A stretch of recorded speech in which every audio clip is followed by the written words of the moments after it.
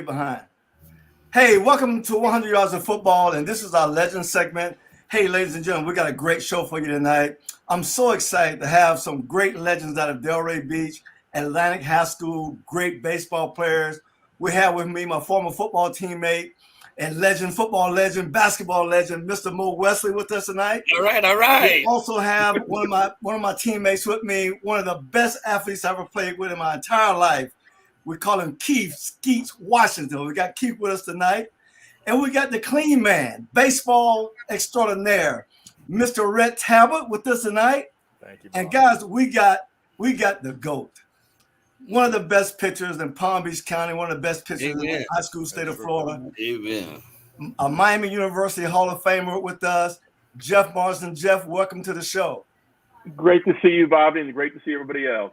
Awesome. Keith, Rhett, Mo, hey guys, welcome to the show. Thank you, Thanks, Bobby. Bobby. Thanks for having us. So what we want to do here, guys, these guys are baseball legends. And one of the things we talk about all the time about Delray Beach is the fact that we play great football. And we missed the other half. We play great baseball as well. I mean, we have a strong baseball tradition, and we need to talk about that tonight. And you guys were a big part of that in Delray in our time at Atlantic High School. So let's talk about Atlantic High School baseball back in the 70s, in the mid 70s when we were in school. Let's talk about that. So let's start with you. Let's talk about baseball during our time in high school and then baseball before and after.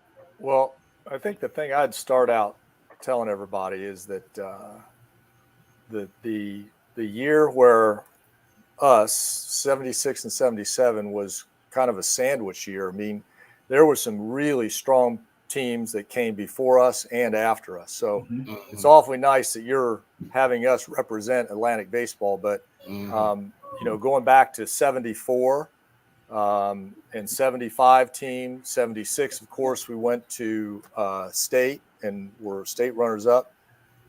77, we were ranked number one all year long in the first statewide baseball poll. Wow. And then we had some good teams that followed us too. So there's a lot of history of baseball. I don't know how much we'll be able to get into, but I tell you, when you got guys like Keith Washington, who had time in the majors, Jeff, who played Major League college ball, I'm pretty fortunate just to be sitting here talking with these guys. Mm-hmm. Well, it's awesome, man. But the tradition is just unbelievable. I started doing some research on my own, and I know you guys lost in a state title game, right? Yeah, we did.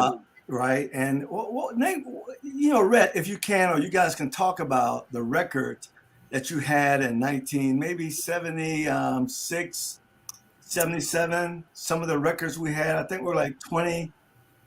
Talk about that if you have that information.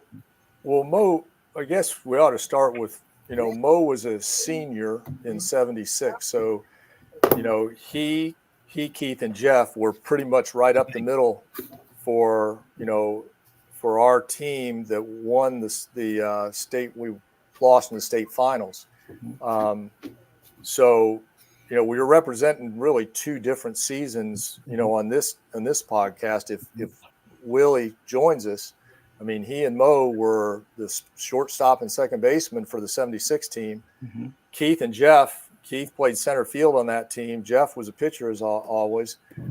My greatest claim to fame on that team was I scored the run in the semifinal game from second base. Mm-hmm. And I about got run over by Mo, who was on first. So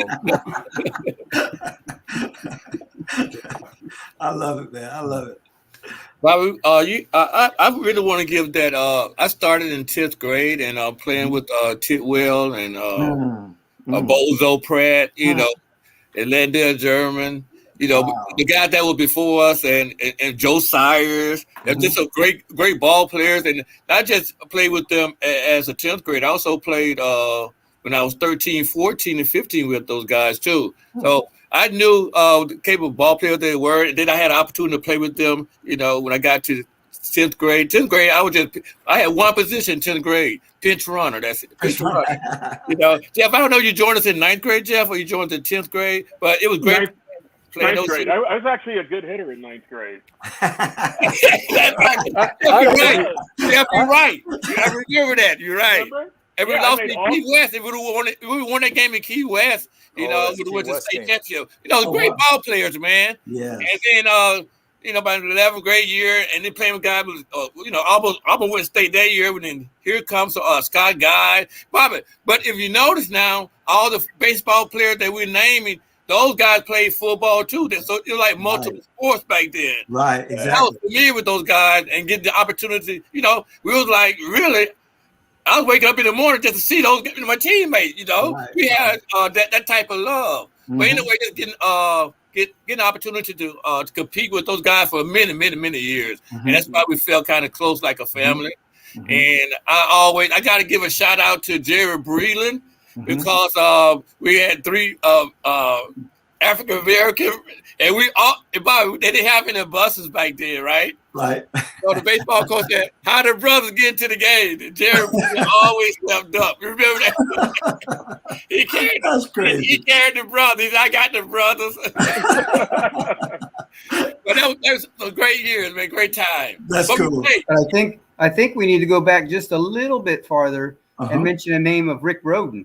Oh, absolutely. Well, absolutely. You can't forget Rick, because he was probably the first one that went on to the major leagues and, just represented Atlantic High School. I think, if I'm not forgetting, maybe my freshman year, did he come back and maybe pitch against us and practice once or twice? I remember that. Yeah, he spent a lot of time with us. Wow. He did early on. Yeah, when he was still kind of spending a lot of time back in Boynton.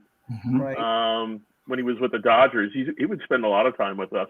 Right. But because he would always come back for those basketball tournaments at the Civic Center, Bill Smith basketball tournaments, and I always made sure I sat close to him and Joe Sayers, because Rick Rhoden was one of the funniest people I'd ever met.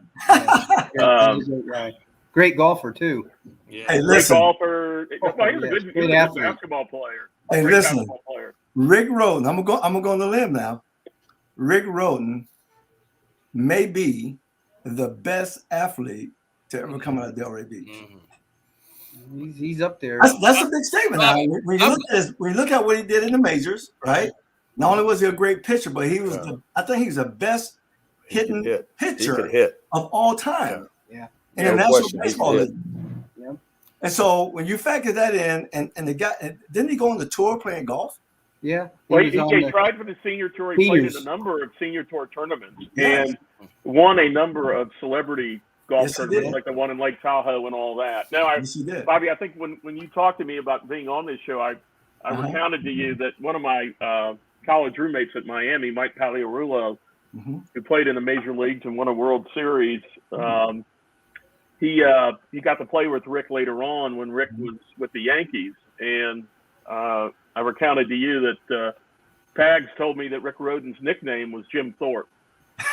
Wow. Because he could play, he could put his ass in pool, ping pong, great ping pong player, shooting hoops, playing horse, or whatever. He could do everything. He could do anything. Of course, he was better than everybody in golf.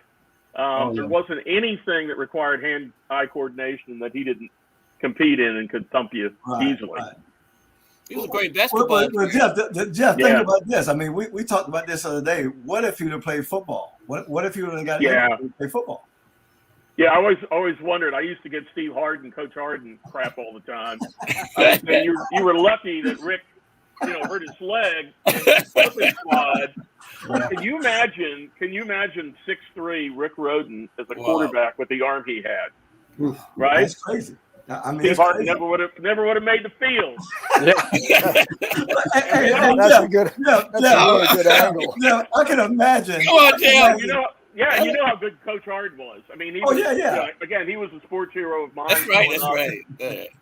But I thought Rick would have been a monster football player, just like I think Bobby would have been a monster baseball player. But he said he never played it.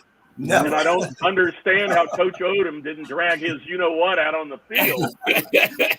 I think he chose wisely, though. Hey, well, let me say this. And I was telling you this the other day. The game of baseball never called me out of the stands. I mean, I was content watching Mo play Little League, Pony League. I was content being up in the stands. It never called me out. So you never played youth league ball in Delray? Never. Really? Never. Hey, listen, I'm gonna tell you. I was wondering why we didn't see you when I was looking back through all that stuff I came across. I saw Senior League and Pony League, and I saw Joe Chaney and Jap Bernard and all these guys that played ball. And I go, where was Mo even? And where was Bobby? Why weren't they playing in those leagues? Well, listen, no good. They were up to no good. I gotta tell y'all this story, right? You're gonna love this. So I'm in the 7th grade, and my father's a pastor. My home was real strict, and so after school, I had to get home and clean the house and make sure all the dishes were washed for breakfast, all that kind of stuff. So I'm walking home from school, and this older guy told me, he said, "Look, let's go play some ball." I said, "No, I gotta go home. I gotta vacuum the floor. I gotta make sure the dishes, everything's straight before my mom get home." And he said to me, he said, "Bobby, if you keep doing that girl's work, you'll become a girl," right? And I believed him. So I tried to sign up for everything after school from that point on, right? And so at Carver, we couldn't play sports in the 7th grade. We had to wait till our 8th grade year when it became a middle school. So I played basketball in the 8th grade. And I tried baseball, Jeff, with D-Bear was a coach. Coach Hurst was a baseball coach at Carver Middle School, but I never played it. And I couldn't do it, right? I said, "No, this is not for me. I'm no good at this." So then I found the track team, and I found the thing that I fell in love with. And, I was a good long jumper in middle school, had the county record for a while. And so that was the thing that got me in the spring was track. Good stuff. And so I stuck with that, man. And then as a 9th grader, I go to Atlantic and long jump 22 feet in the 9th grade. And next thing you know, I'm in. Then I start running, and I got stronger. And that was my thing, right? And so baseball was not it. But listen, y'all didn't need me. Y'all did everything. I mean, y'all had the guys. So Keith, you were a center fielder. Yeah. Let me ask you this: did you steal many bases? Not like Mo did. I didn't seem like I stole that many in high school. I did when I got in the minor leagues. I think they utilized me a little bit more. I was a leadoff hitter in the minor leagues. Okay. So my job was to get on base any way I could and try to steal second and get in scoring position. Yeah.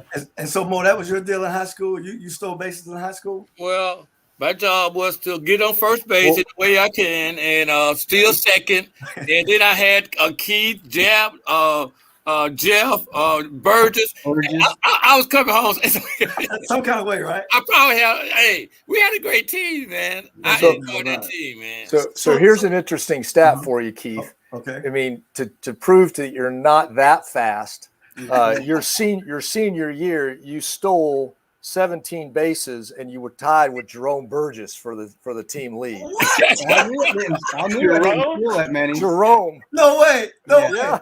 Hey, now I can tell you why Jerome probably had a good stat in stealing bases, because everybody was afraid to get in front of him, right? That dude was a monster. He was a monster. He'd run him over. So now, Jeff, you were a pitcher. Now, I don't know much about baseball, but I see guys who are pitching.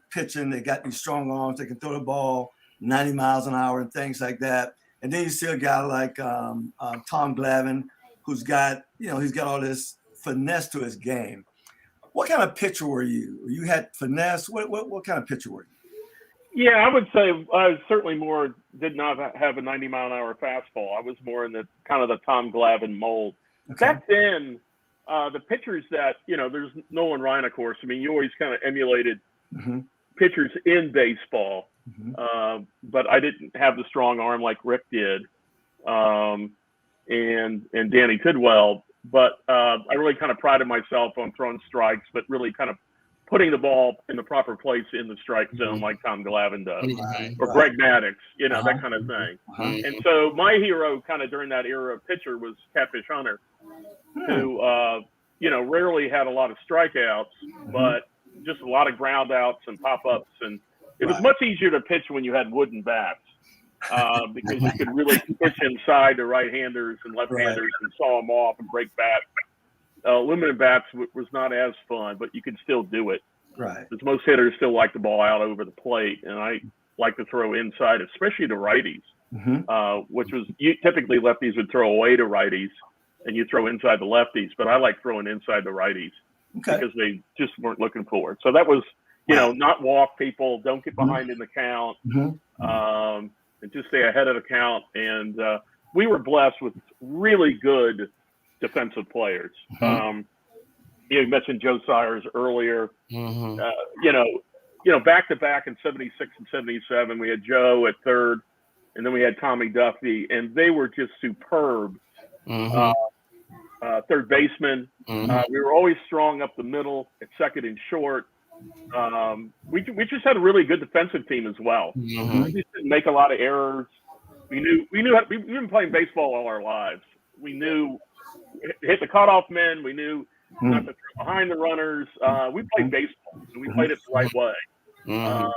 And we rarely made mental mistakes that hurt us.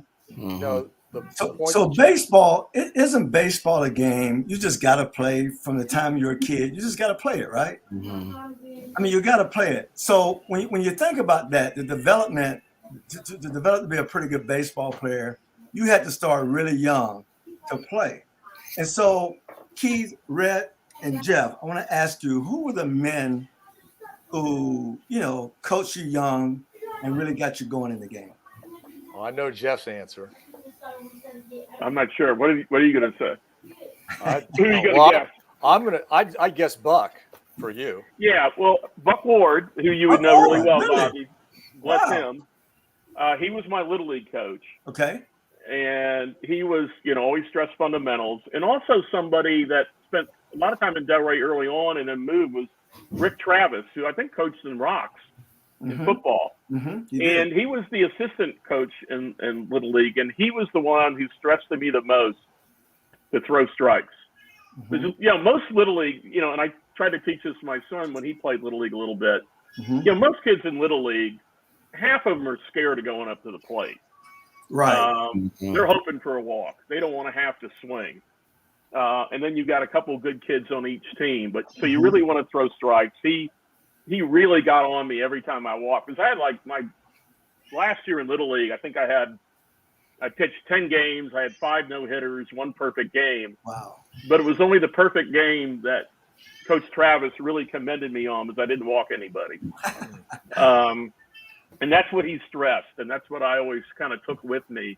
And that was probably the biggest influence was just get the ball over the plate. Right. You got 8 guys out there who know what they're doing, who can take care of the ball. Don't worry about the ball getting in play. Don't worry about a hitter hitting the ball. Because as Keith can tell you, and Mo, it's great hitters, it's hard to hit. It's hard to get on base. You got a lot of people chasing after the ball and trying to throw you out at first or whatever. And that's the main thing is just don't walk and put people on base unnecessarily. Wow, that's cool. Who was that person for you, Keith?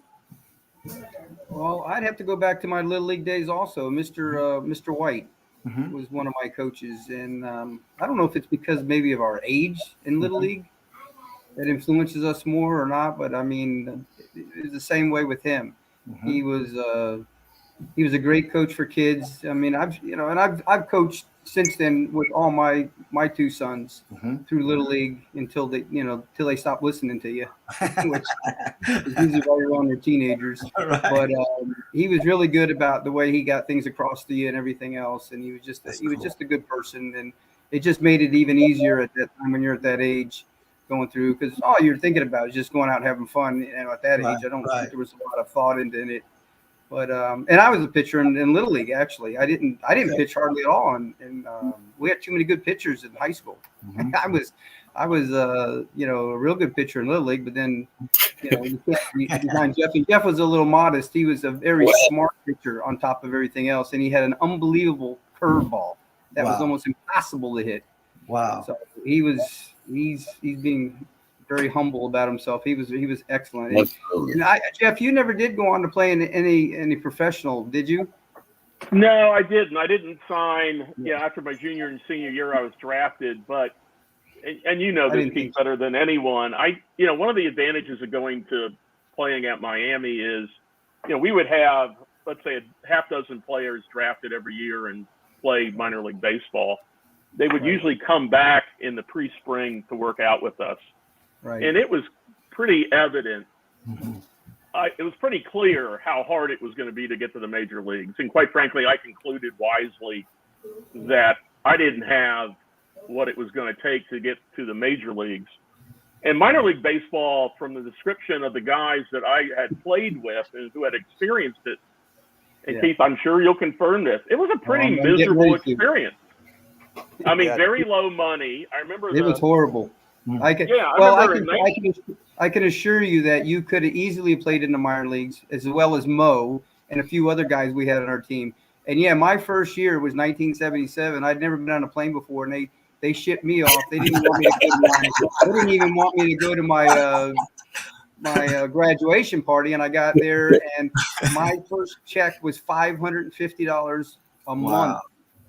And that is on your own. That's no room and board included, no food, no electric, no water. And I'm a 17-year-old kid. Yeah. And I was 17 when I graduated. I didn't turn 18 until that October. And to be on a plane into a new place, it's a tough experience. I saw a lot of good players, never made it. I don't want to say it's luck, but I say a lot of luck is involved in that, because you got to be in the right spot at the right time. But I can assure you, you two below me could have easily been in the minor leagues playing professional baseball, without a doubt. Thank you, Keith. That means a lot coming from you. But it's a tough road, Jeff. You did the right decision. You did the right thing. I want to go to law school right away and start. And they weren't going to pay for law school. That was the condition of me signing. They weren't interested in that. They didn't pay the bonuses at all. The bonuses, the money in baseball is very different now. I remember when I was my freshman year at Miami, we played in the College World Series, and Bob Horner, who was probably one of the best college players who ever played, had been drafted number 1 by the Atlanta Braves, never played a day in minor league baseball. After the College World Series, 2 days later, he flies out, I believe it was to Houston, to play in a Major League Baseball game. And I think in his first game, he hit a home run off Tom Seaver, if I recall correctly. But his signing bonus was $131,000 or something like that. Yeah. So the money was not, you say 1977, Keith. I remember 1981, the last year I was drafted, my senior year by San Diego. It was going to be $550 a month in 1981. Wow. Yeah. And God forbid you were sent to a minor league program out in California where your expenses were so high. I had guys at Miami coming back and telling me that they were renting out an apartment, and 6 guys were living in one apartment, a 2-bedroom apartment with mattresses on the floor, to be able to afford just living there. Let alone all the bus rides and all the other stuff that you had to suffer through. Exactly. That's exactly what we did. We actually looked forward to the road trips because we got to stay in a hotel. So you got per diem. And the big thing is we got $6 a day meal money. Well, you can buy a couple of Happy Meals with that. $6 a day meal money. Wow. A lot of cards. Well, that was it. But no, I mean, it was a great time. I mean, I met a lot of nice people. I have a lot of good friends still that were there. But I look back at it, Jeff, almost to the point where I wish I'd maybe gone to college. I mean, you don't second guess yourself, but I mean, and Bobby knows. I mean, I called him after baseball. I played 7 years in baseball and just got caught up in numbers and just didn't feel like I was going anywhere. So I called Bobby about going into the football thing and seeing if I was just absolutely crazy or not. But I gave it a shot. Yeah. I've been a fireman like Nevad. Well, the way of the major leagues back then was, you signed right out of high school, right? Right. But now it's very different. Now there's so many great college baseball programs that kids like Keith and Mo would have very different options, and they would consider going to a major college in the SEC or the ACC now and get good instruction. And over time, what you saw, like when I would have graduated in 81, you would have seen the first round picks would have been overwhelmingly high school kids. The major leagues believed that they had the best coaching and they could develop the best players. They didn't want their top prospects going to college. No. they thought they wouldn't get the right instruction. But now, if you look at the first round draft choices, they're predominantly out of college now. Right. And so college is doing what college has always done in football, and that is created a good farm system where the major leagues don't have to pay the expenses that they did before. So it's a very different environment that young baseball players face than what it is today. And thank goodness for that. And I think you'd be more mature also as a kid, you know, coming out of high school than a kid out of college. And I can tell you that in 7 years I was there, out of the 7 first round draft picks while I was there, only one of those 7 saw Major League Baseball. Wow. That's an unbelievable stat. A number one pick, 6 out of 7 years did not even make it to the major leagues. Some of them didn't make it to AA. That's tough. That's tough. Like Jeff said, most of them were high school kids, though. That's tough. And so getting back, Rhett, so who were some of the guys who inspired you and coached you and helped develop you growing up? Well, I think it's kind of interesting that most everyone's response so far has been their first baseball coach. I mean, and I would probably agree the same. Mine was Rod Remus and Tom Collins. And there was nothing unique about their instruction, but they both loved the game. And, you know, we were, as Jeff knows, we were bottom dwellers as Beach Bank, but we terrible, Bobby. They stunk. But it taught me a lot of composure, and it allowed me to just persevere, and that's how I made it to be a teammate for these guys. That's funny, man. That's funny. So Mo, what about you? You played in Delray. Who were the guys? So there was a lot of guys I know. Red Odom, Zach Strong. I mean, we can just go down the line of guys. Ricky Grant came back and was a great mentor to a lot of kids. Who was that guy for you? Well, Bobby, some of those guys that you mentioned, they played for Carver High School. And when you hear of Carver High School, you think about football because they were state championship back to back. But those same players also played baseball, and they played right in my backyard. So I'm there at a young age watching Greg Dawson throw all them curveballs and Ricky Grant and Randy Strong. I want to call the names. I could call the whole. I know every one position. So that really, really inspired me. I'm like 7, 8 years old. So now I want to play baseball. When I go to on my street where I live, and there's Red Odom. So the rest is history, you know. So I continued playing at Little League for Red for like 8, 9, 10, 11, 12, and Kirkwood. And then I got with at 13, they had a draft, and I was drafted with Bill Hall's dad was the coach.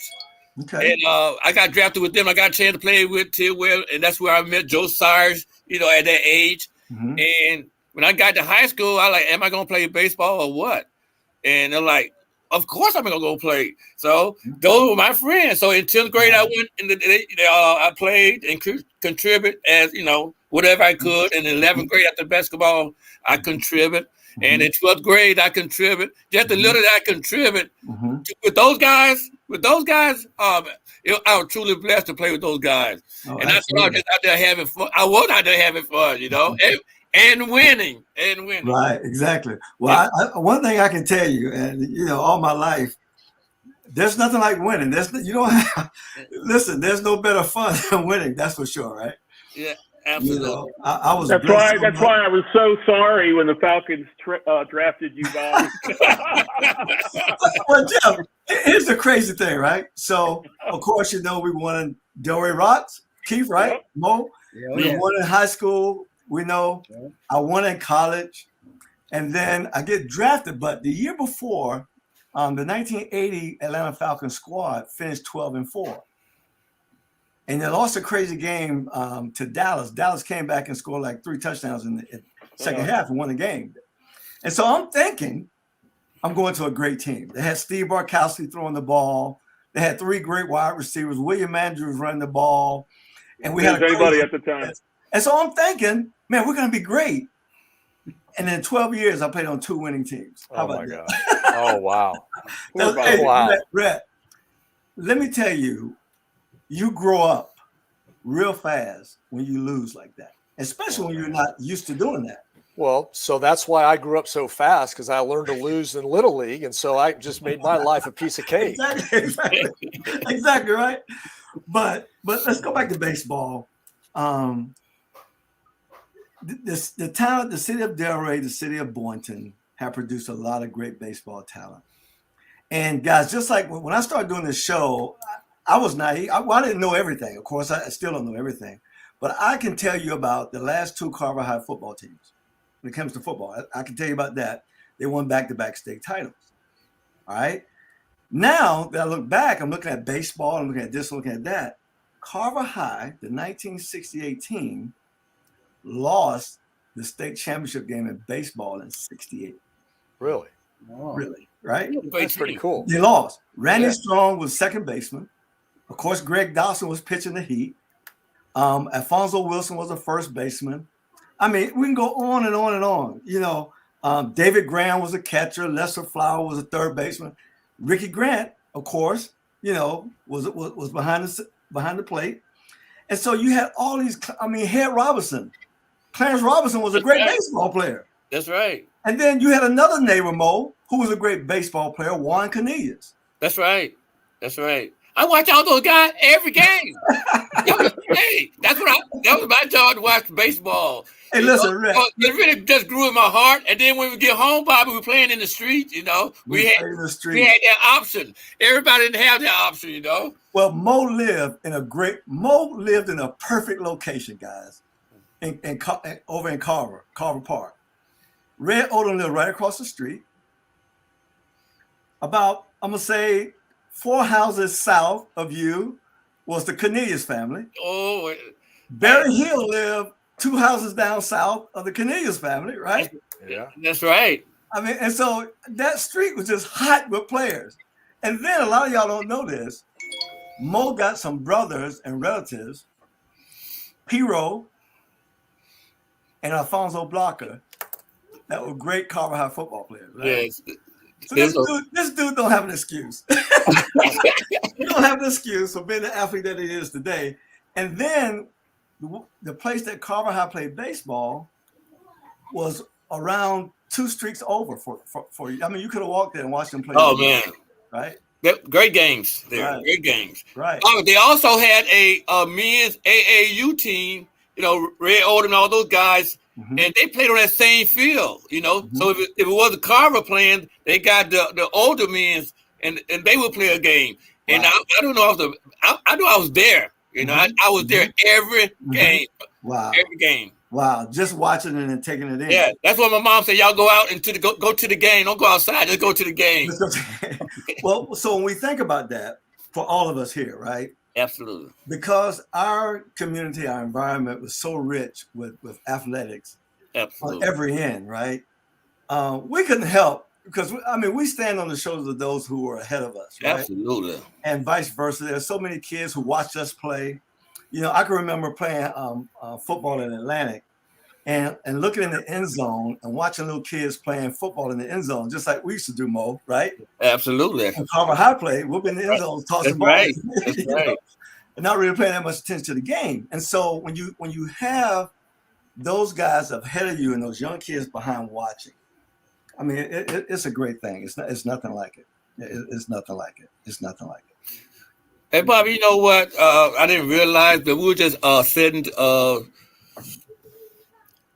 the sample for these kids, and just to look what we did behind. We didn't know what was.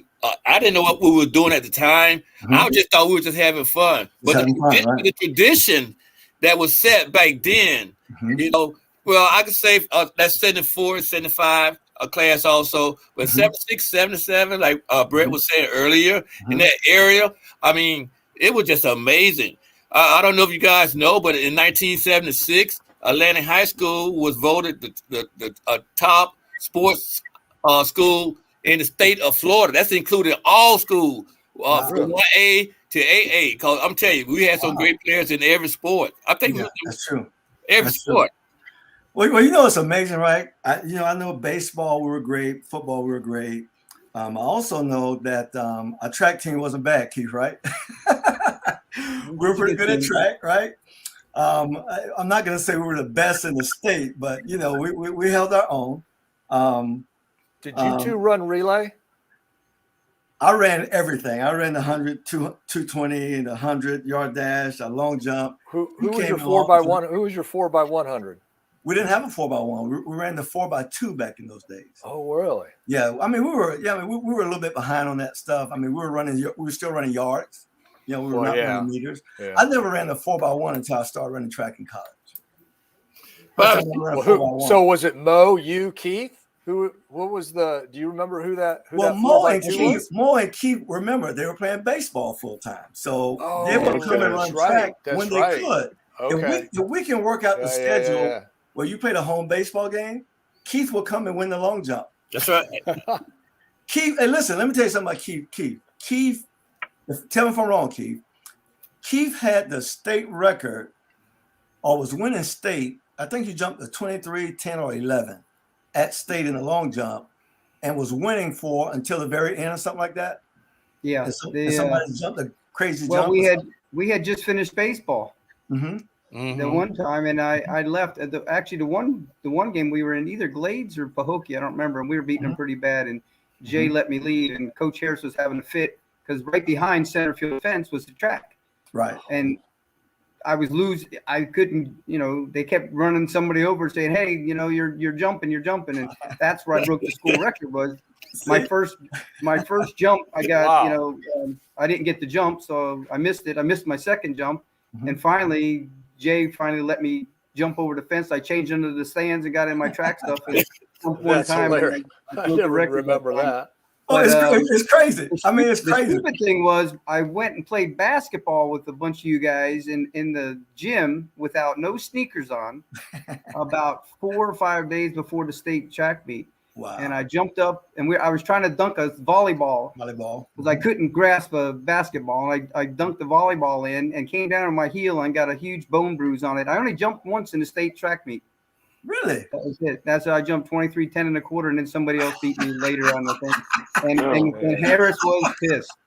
That's crazy. He was so mad at me because I had done that the week or 4 days before. But that was a lot of fun. Well, so Rhett, so we think about Keith, right? Keith was one of the greatest athletes of all time, man. My first experience. Let me tell you how I met Keith. This is funny, right? This is how I met Keith. In 1970, Keith was living in Fort Lauderdale at the time, and he was playing youth football for Plantation. And we played them the first game. They came to Delray on Atlantic's Seacrest Field, I guess at the time.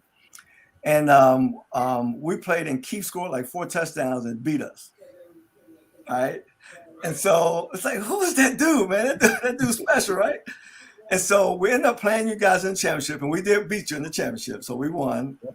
And then the next year, Keith was in Delray playing with the Rocks. Oh, we darn. That's how I was first introduced to Keith Washington. Shoot, Wash, I didn't know you were that guy a lot that day, let me tell you. I thought you were born and raised in Boynton, dude.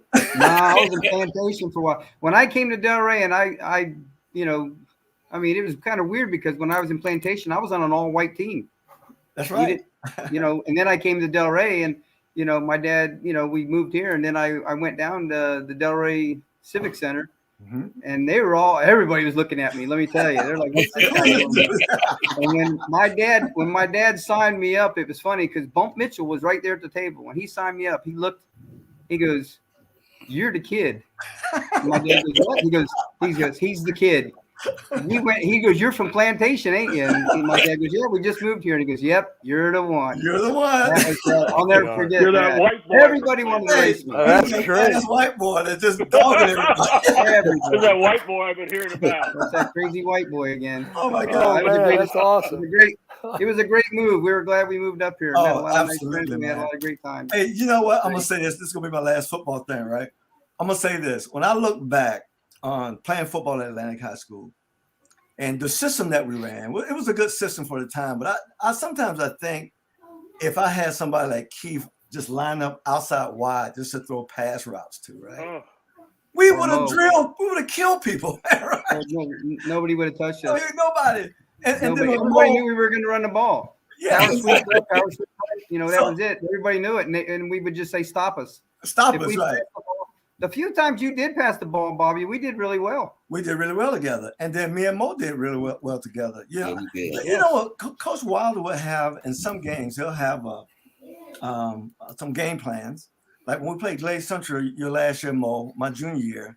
You and I connected close to about 100 yards of passing together. Yeah, we did. But he had designed some things, and he split Steve out wide and put you in the slot, and we were working that thing, right? Yeah, we did. But Bobby, we never did it again. But Bobby, if you getting 4 or 5 yards per carry, hey, why throw? Why throw? It worked. It worked for. I hate to talk about football, but it worked for years. But it still works today. If somebody it still works today. So I was always amazed by the deception of the double wing. I can't understand why teams have not tried to run that more, because some of those counters and stuff. I mean, I was amazed at the deception when you got going up the middle and there was so much movement going on. How a defense was able to keep track of them then? That was the point about it, Red. You couldn't, from a defensive standpoint. You in the stands, you can see some things, but when you're on the defensive side, if everybody did what they were supposed to do, carry out every fake, you can't find the ball. Yeah. And when you find it, it's too late. And I really believe the key to that offense is a great fullback. Yeah, there were some good ones. There were some good ones. We had some guys that we give dive plays to, and Muttley and Jim Fisher and even Charles Newman. They're 10 yards down the field because they're looking at the motion. Yep. And they got to worry about Kiefer Moe or Luther Mosley or Chuck Jones, right? And so it was a monster. And then when you can bootleg off that action and break containment, oh God, I mean, you got trouble. It's a nightmare. So what was the secret though? I mean, so all right, so we had Jeff. Jeff, you were pitching. You were the ace pitcher. Who was the next pitcher? Dwight Tidwell. Well, Dwight was Dwight? Okay. Yeah, Dwight was our in 76, 77. He was our other prominent pitcher on the team. Okay. Yeah. Cool. Well, that was good. What you had said earlier, Bobby, about and someone mentioned about being strong up the middle. And if you in my opinion, when you look at the teams that were strong, 75, 76, 77, you had really good players up the middle. You had strong catching. Jerome was solid. Junior, because he started as a sophomore. He would have been a sophomore or a junior our senior year, right? So Lee Wilder caught my freshman and sophomore year, and then Jerome came on. Yeah. Oh, he was a good catcher. Oh, great. No, Lee was a really good catcher. Wow. And then you had Mo and Jap up the middle for second and for 76, 75 and 76.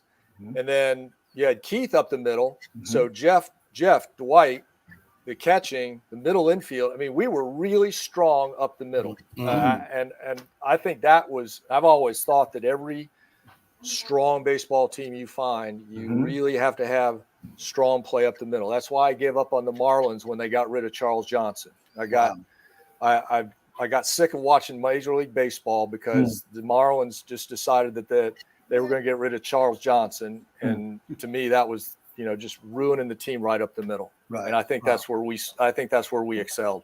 Wow. So, Charles Johnson's from the U. Yeah, there you go, buddy. You know who we haven't talked about? You ever had? Is our coach. We haven't mentioned anything about our coach. Well, let's talk about it. Hey, before you talk about the coach, let me correct Brett about up the middle. In 75, I want to give these two guys credit. It was Keith Nichols and Paul. Yeah. Nick and Bill. And You're right. They told me so. I just want to give them credit. Absolutely. Because that's the year we lost. That's the year we lost to Columbus. That's right. And we got that daggone rain out because we had them on the ropes at our home field. That's right. We got big old rainstorm came in, and they had to go up. We had to go up and play at Dick Brown Field, which was the next day. Yeah, that's I don't think we ever played well at Dick Brown Field. Oh wow! I thought Dick Brown Field was a bad place for us. So, yeah, that's right. Good. Thanks, Mo. I'm glad you corrected me. We had such a beautiful field, didn't we? Yes, we did. Wow. Oh, I think we had an advantage though because it was the worst field until we moved to Miller Park. We knew where all the rocks and all the little divots were. The outfield was horrible. That third base. Wow. Well, if the ball got by you in the outfield, you were running all the way to the tennis courts or to the gymnasium. Yeah, that's right. And Can you imagine horrible. Our last year, we played at the nice field at Miller Field. That was our senior year. We got to play there finally.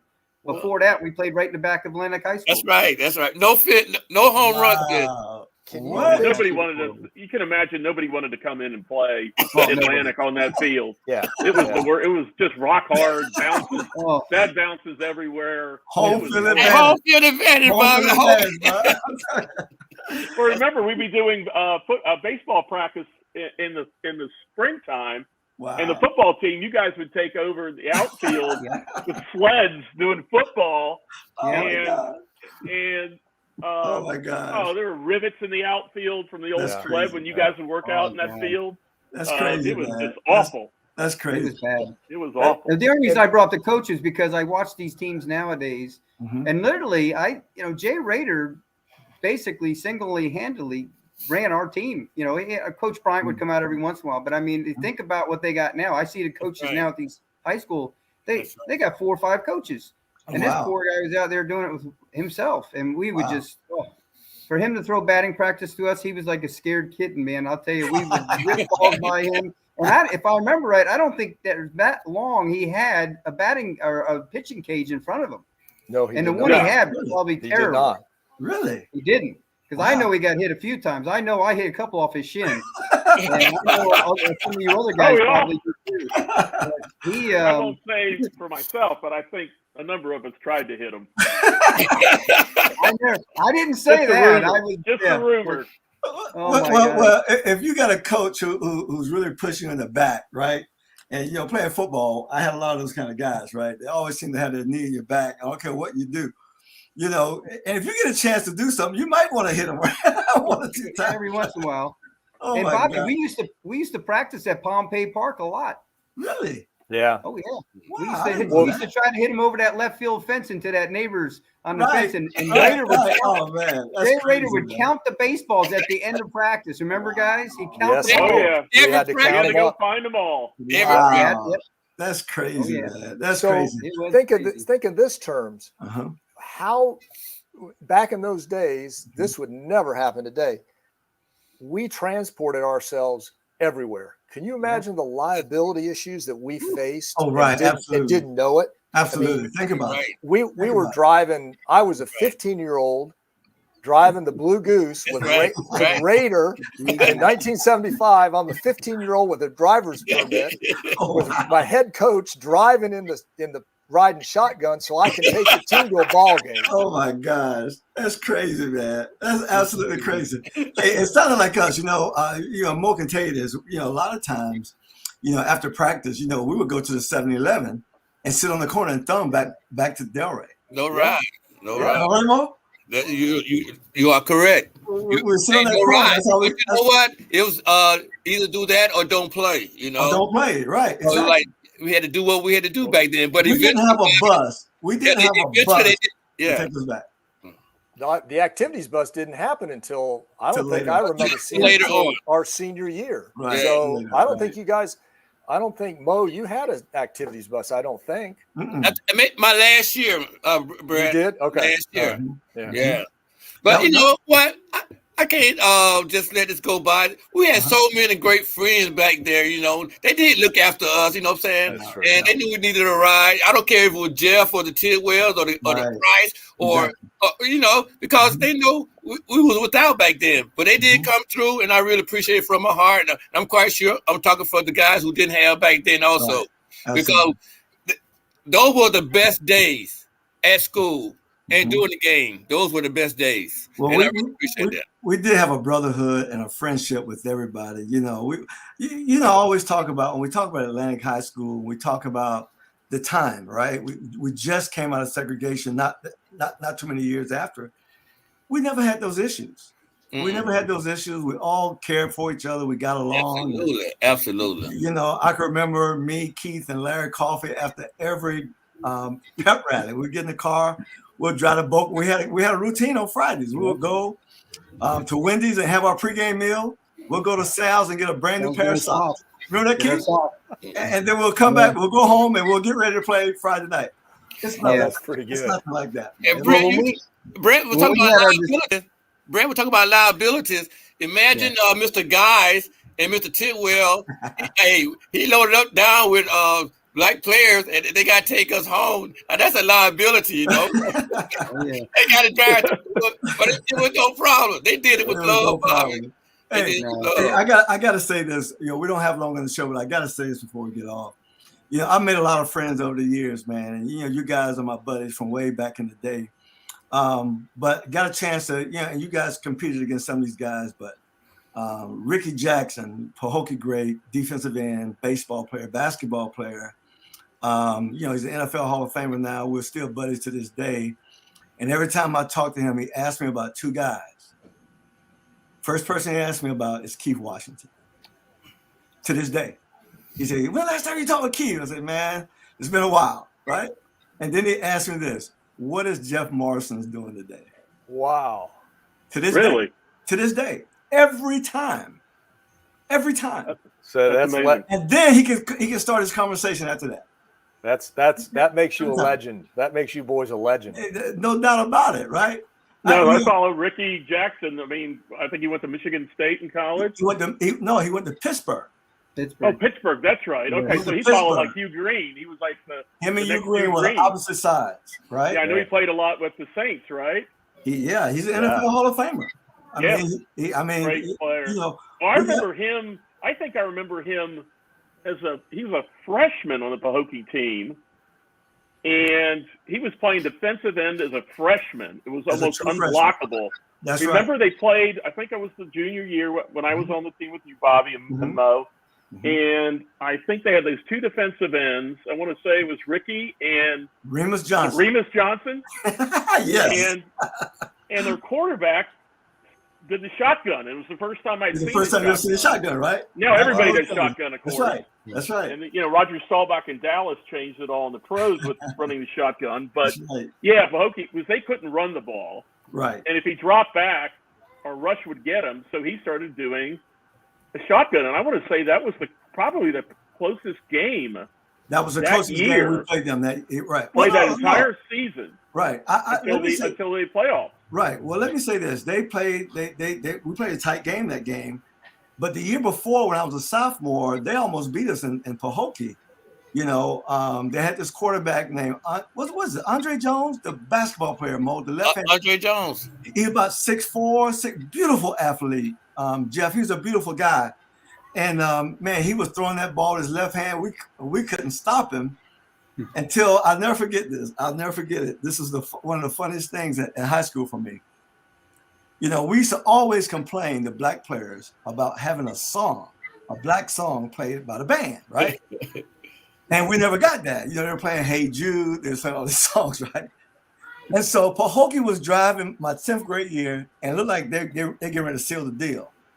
And then I forget the kid's name. It's a tuba player. He gets up with the tuba, and he starts playing "Skin Tight" by the Ohio Club. Jeff, this is no joke. So I'm in the huddle, and Chuck Jones looked at me. Sankfield looked at me. They started clapping in the huddle. We won the game. We stopped them on that drive just because they played that song. Skin Tight. I have not heard that in a while. Skin Tight, the Ohio players. It was a great song. Oh, man. Hey, Bob, you know, Ricky was a great high school baseball player, too. Yes, he was. Yeah. Yes, he was. That's why he asked about Jeff all the time. Yeah, I was going to say that. That's why he asked about Jeff. But I'm going to tell you what Keith did to him, what always make him ask about Keith. Our senior year, we were playing in Pahokee, and we ran a stampede right at Ricky. And Ricky he's knocking every block up. Bam! Bam! And Keith came and jumped over his head, hit the ground, and took off, went 45 yards. Now, that's amazing. He will never forget that. That's why he always asked about me, because he never got to kill me.